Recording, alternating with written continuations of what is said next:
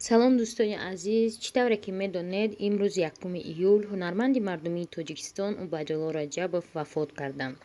جنازه ساعت 16:30 و دلیل مرگ убайдулло Рачабов بیماری کووید بوده است. مراسم جنازه هنرمند مردمی تاجیکستان убайдулло Рачабов که چند ساعت پیش در دوشنبه درگذشت ساعت 4:30 در مسجد مرکزی شهر خوانده و پیکر او را در قبرستان شخصیت‌های فرهنگی و پرآوازه کشور در لوچوب به خاک می‌سپارند.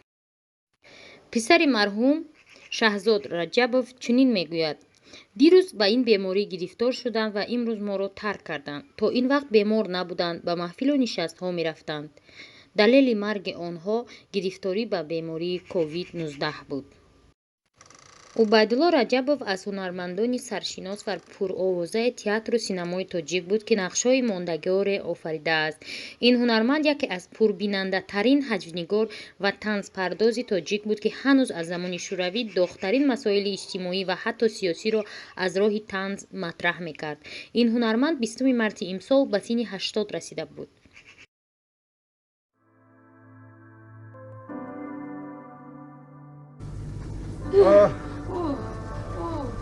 من با دستی خودم آوردم چه تکی کرپچه ماندم. مرحمت، من برای تشویش دادنم از شما عذر می‌خواستم. هیچ گپ نی. من چی میگوید؟ عقد کنیم؟ اکنون رفیق مایار شما خودتون شاهد که هیچ چیز نیفتاده. در این خیلی موردها قانون هست، عقد گفتنی گپ ها هست. عقد نه، قرار میکنیم. قرار معلش قرار میکنیم. چه که قانون طلب میکنه قرار در اینجا تیار. نتیجه تو آرام شو، باز سرت به درد نداره. آرام شو. مرحمت، امضا کنید. شاهدان اینجا بیاید. علامتی خواند و امضا کنید. هرچی خواندگی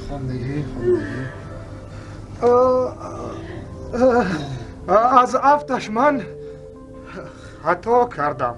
خطا نکردم. یعنی شما